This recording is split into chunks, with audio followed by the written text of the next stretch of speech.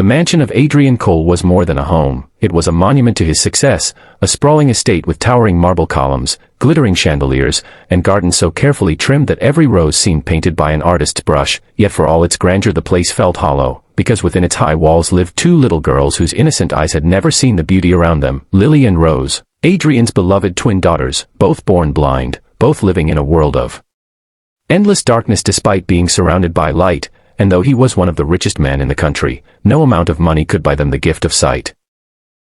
Adrian had spent years traveling across the world, consulting with the most celebrated doctors, donating millions into research, chasing after any hope that could restore their vision. But every answer ended in disappointment. Every attempt left him more broken, until the confident billionaire who was known for conquering industries was reduced to a father whose heart silently shattered each night as he tucked his daughters into bed, listening to them ask questions like, "Daddy, what is blue? What does a butterfly look like? Do you have curly hair like us?" Questions that stabbed deeper than any loss in business could ever do. Lily and Rose were inseparable, their small hands always linked as they navigated hallways, their laughter bouncing through the mansion, yet behind their smiles lived a frustration they never spoke aloud, a longing to understand why other children ran freely in parks while they stumbled, why everyone described sunsets and rainbows in tones of awe that they could not grasp, and Adrian tried to compensate with tutors, music lessons, and the best blind-friendly tools money could purchase, but even then he felt powerless, and powerlessness was something the great Adrian Cole had never tolerated, until now.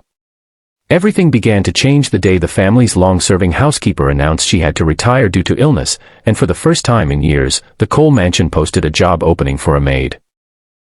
Dozens of applicants came, all polished, polite, and eager, but none stirred any interest until a quiet young woman stepped forward with no fancy clothes, no impressive resume, only a recommendation letter from a local pastor. Her name was Elena, her dark hair tied neatly, her clothes plain, her shoes slightly worn, yet when she entered the room her eyes radiated a warmth no luxury could imitate, and when she bent down to greet Lily and Rose she didn't say, "Oh, you poor darlings," as others often did. Instead she laughed and said, "So, who are the two princesses who rule this castle?" The girls burst into giggles instantly, and Adrian, who had been observing silently, felt a spark of curiosity. Something about Elena's manner was different. She spoke to the twins not with pity but with respect, as if their blindness didn't define them but only made them unique, and when she offered to take them to the garden, he watched cautiously as she guided them not by holding their hands too tightly but by letting them lead, describing every texture, every scent, every sound in ways that painted pictures so vivid the girls shrieked with delight. By the end of that afternoon, both Lily and Rose begged their father to let her stay, and though Adrian had never hired anyone without thorough background checks and elite references, he found himself saying yes almost against his own logic, driven by a rare feeling of hope he had long abandoned. From the first day of her employment, Elena transformed the atmosphere of the mansion. She would rise before dawn, prepare meals humming cheerful songs, and most importantly, dedicate herself fully to the twins, teaching them through games how to explore their world more confidently, encouraging them to feel the bark of trees, listen to the whispers of wind, and even walk without clinging to walls. She invented adventures inside the house, turning hallways into secret tunnels and staircases into mountain paths, filling their days with excitement, and slowly Adrian noticed a change. His daughters were no longer as withdrawn, their laughter grew louder, their confidence stronger, and for the first time in years he felt a sense of peace watching them thrive. One evening, curiosity gnawed at him, and he invited Elena into his study, a place where very few employees ever set foot. "How do you do it?" he asked, pouring her tea with his own hands, something he rarely did. "You succeed where doctors and therapists fail. What makes you understand them so well?"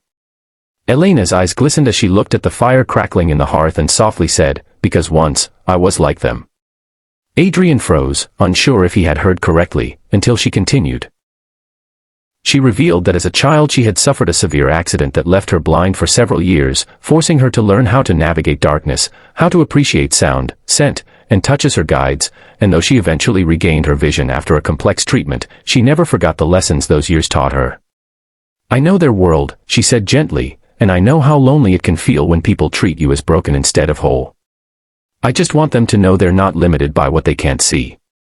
Adrian sat back in stunned silence, realizing that for the first time he had found someone who didn't see his daughters as a problem to be fixed but as children to be empowered.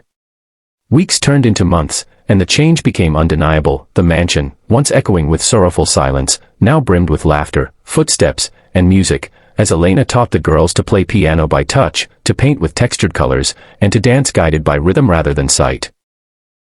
Adrian's heart swelled with pride, yet part of him still ached, because as much as Elena had given his daughters joy, he still longed for a miracle that could give them sight.